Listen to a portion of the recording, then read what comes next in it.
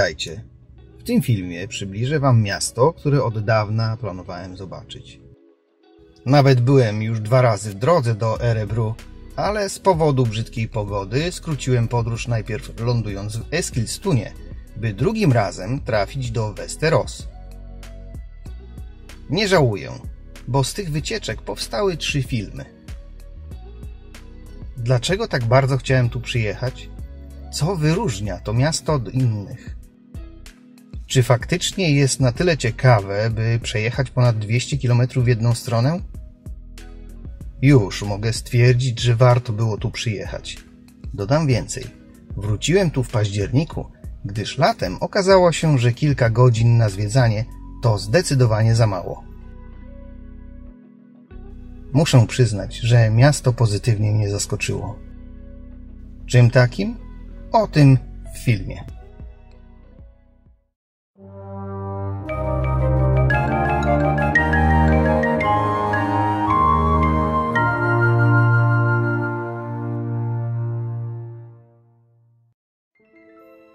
Zacznijmy od Svampen, czyli od grzyba. Tak nazywa się ta wieża ciśnień, której wygląd przypomina właśnie grzyba. Obiekt ten został oddany do użytku w 1958 roku i stał się prawdopodobnie drugim najwyższym budynkiem w mieście. Niby nic wyjątkowego, 58 metrów wysokości. Cóż to za wyczyn? Tu chodzi o coś więcej niż samą wysokość. Od czasu wybudowania grzyba około 9 milionów ludzi miało okazję zobaczyć Erebru z góry.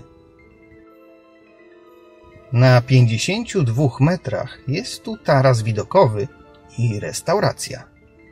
Czy to oznacza, że jest to najczęściej odwiedzana wieża ciśnień na świecie? Być może. Svampen zaczęto budować w 1955 roku.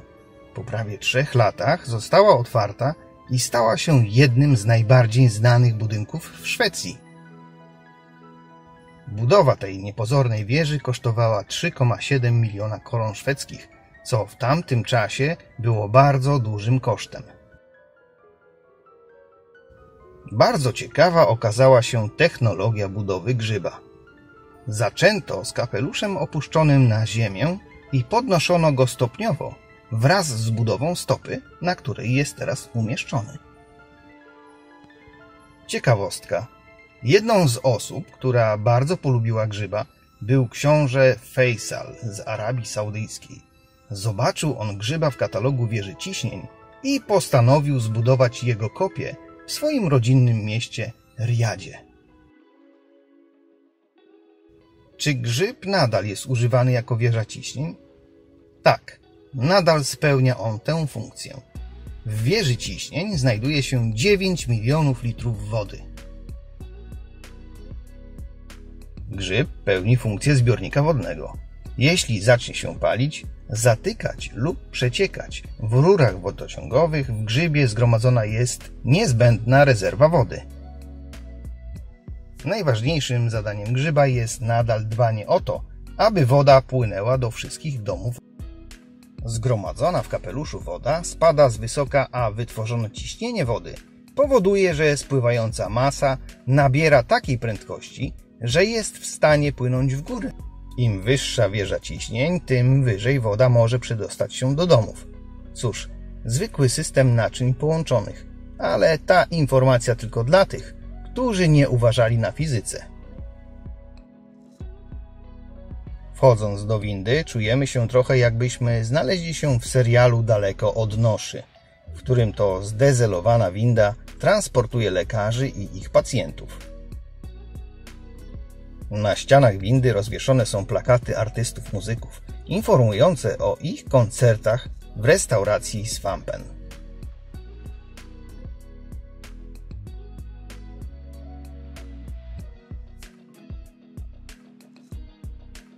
Przejdźmy się teraz ulicami miasta.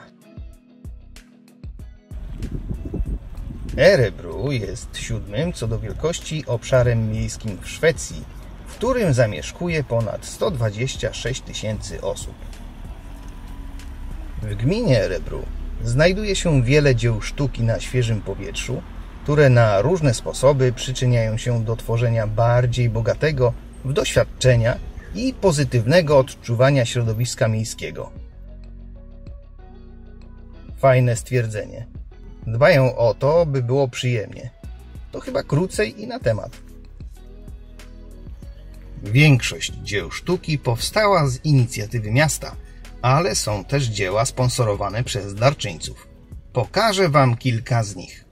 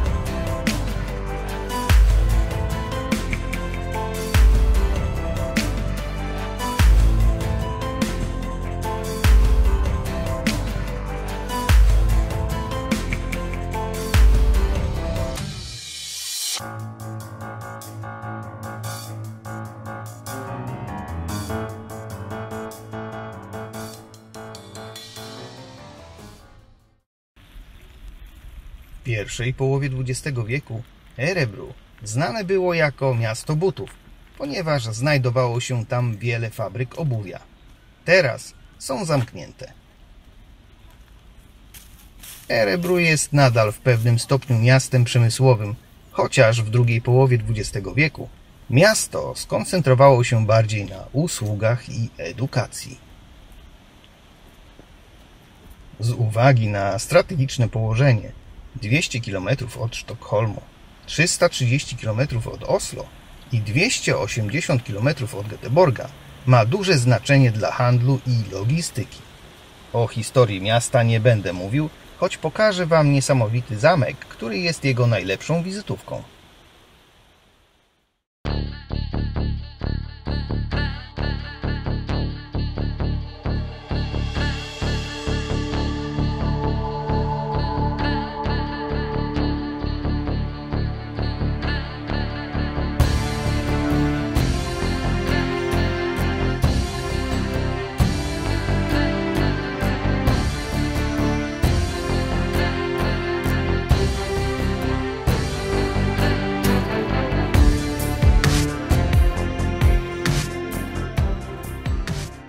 Pierwotna warownia wzniesiona została już w XIII wieku. Jej fundatorem był ówczesny szwedzki możnowładca i wybitny mąż stanu Birger Magnusson, znany jako Birger Jarl. Głównym zadaniem twierdzy miała być kontrola miejscowej przeprawy mostowej na rzece Sfortan. W XIV wieku zamek został rozbudowany na polecenie króla Szwecji Magnusa Erikssona. W XVI wieku w obliczu zagrożenia ze strony Danii ówczesny król Karol IX Wasa polecił przebudować warownię w potężną, renesansową twierdzę. Po utraceniu strategicznego znaczenia zamek wykorzystywany był przez jakiś czas jako magazyn, a później utworzono tu miejscowe więzienie. Oprócz jeńców wojennych i więźniów politycznych przetrzymywano w lochach także kobiety podejrzane o uprawianie czarnej magii.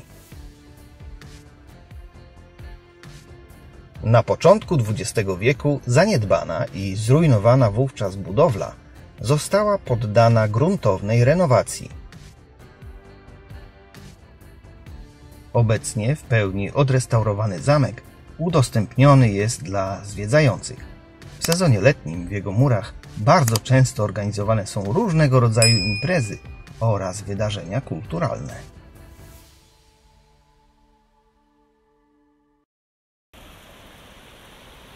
Nazwa Örebro pochodzi od małych kamieni, zwanych po szwedzku ör, które transportuje rzeka. Druga część słowa pochodzi z mostu, który został zbudowany nad fiordem. Jak już jesteśmy w klimatach historycznych, udajmy się do Woodstopping.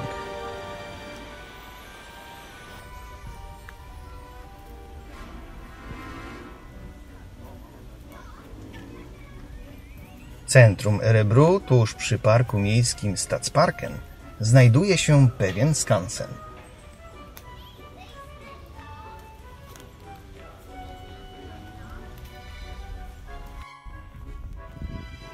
To wybitnie historyczne miejsce z drewnianymi domami i farmami sprzed kilkuset lat, które wciąż tętni życiem. Są tu muzea, wystawy, kawiarnie, restauracje, warsztaty, sklep, piekarnia i wiele innych sklepów rzemiosła rękodzielniczego.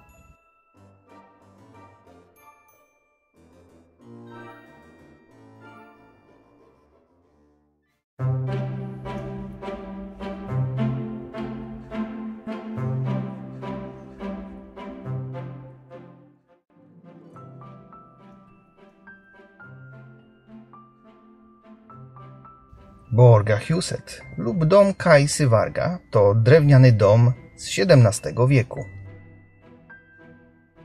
Pierwotna lokalizacja domu znajdowała się przy ścisłym centrum Örebro, kiedy to w 1912 roku postanowiono zbudować w tym miejscu nowy dom pocztowy i telegraf. Przed radcami miejskimi pozostała do podjęcia trudna decyzja: albo go zburzyć, albo przenieść. Na szczęście wybrano drugą opcję i dom został przeniesiony na przylądek Larshaboma w Stadsparken. W 1965 roku zaczęto przygotowania do budowy Woodstopping i znowu budynek Kajsy został przeniesiony. Pewnie już pozostanie w tym miejscu. Dom zbudowany jest na dwóch kondygnacjach i z pewnością był w swoim czasie uważany za reprezentacyjny dom mieszczańskiej rodziny. Na każdym piętrze znajdują się dwa pokoje, jeden większy i jeden mniejszy. Dom pierwotnie posiadał sień, z której można było dostać się na piętro. Dziś jest tu wewnętrzna klatka schodowa.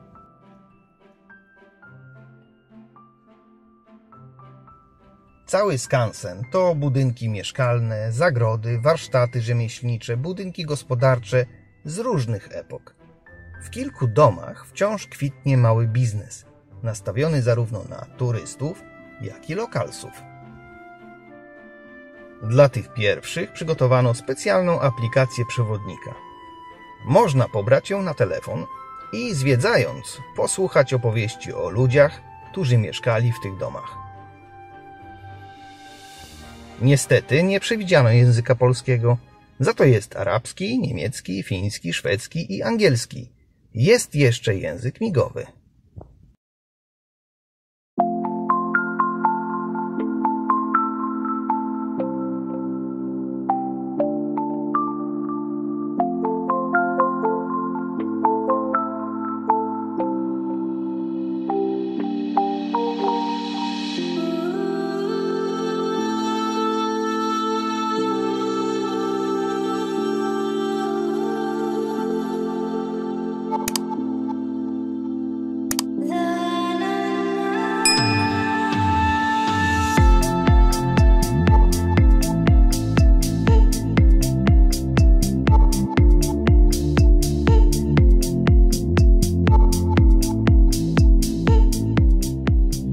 Stadsparken został uznany za najpiękniejszy park w Szwecji w 2004 roku. Wiele jego różnych części tworzy razem idealne miejsce do biegania, opalania się, chodzenia na koncerty, spacery, grania w tenisa czerpania inspiracji do własnego ogrodu lub po prostu przebywania w nim. Jak już wspomniałem na wstępie, materiał do filmu robiłem latem i jesienią. Dodam parę zdjęć zrobionych latem, aby porównać, jak zmienia się to miejsce na przestrzeni 2 pór roku.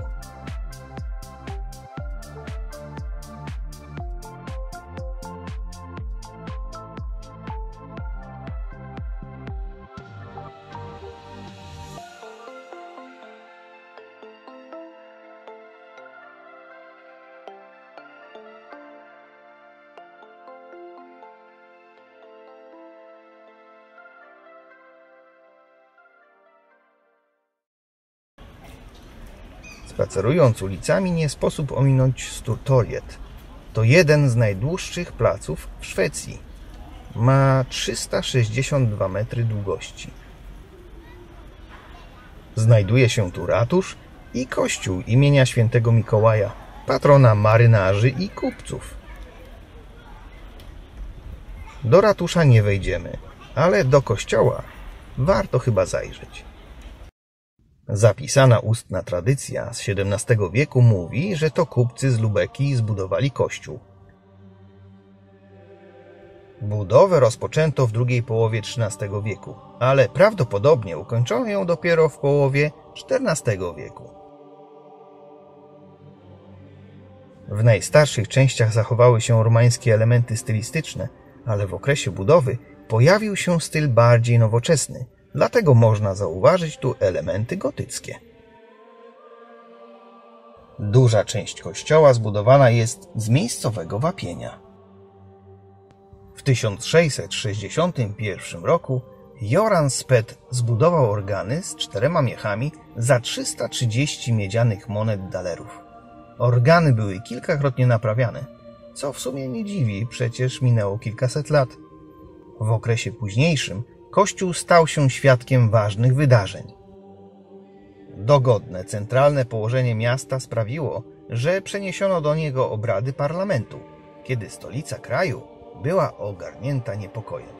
Z powodu nagłej śmierci następcy tronu księcia Karla Augusta oraz zamordowania marszałka Aleksa Fersena miały miejsce zamieszki. Obrady Riksdagu rozpoczęły się 30 czerwca 1810 roku w kościele świętego Mikołaja, który na ten czas stał się salą obrad. Na koniec wisienka na torcie dla tych bardziej lub inaczej aktywnych. W południowej części miasta znajduje się Gustavsvik. To środek wypoczynkowy, który został wybudowany w 1938 roku. Kompleks składa się z 5-gwiazdkowego kempingu i basenu zewnętrznego, a także basenu krytego zwierzami do skoków, 50-metrowego basenu do ćwiczeń, siłowni oraz basenu wrażeń ze zjeżdżalniami wodnymi. Ta ostatnia przeszła poważną zmianę w 2002 roku, kiedy kąpiel falową uzupełniono dzikimi bystrzami wodnymi, małymi basenami i akwariami. Wszystko w tropikalnym motywie dżungli. Basen doświadczeń przeszedł gruntowną renowację w 2015 roku i został rozszerzony o 3 nowe zjeżdżalnie wodne w inspirowanym dżunglą motywie zwanym Zaginione Miasto. Dziś Gustavsvik jest największym kąpieliskiem w Skandynawii. To miasto zaskoczyło mnie swoją różnorodnością, tym, co oferuje nie tylko turystom, ale także mieszkańcom. Z czystym sumieniem mogę polecić to miasto na całodzienny wypad, a i dłuższy pobyt może okazać się bardzo udany. W okolicach miasta również znajduje się wiele ciekawych miejsc.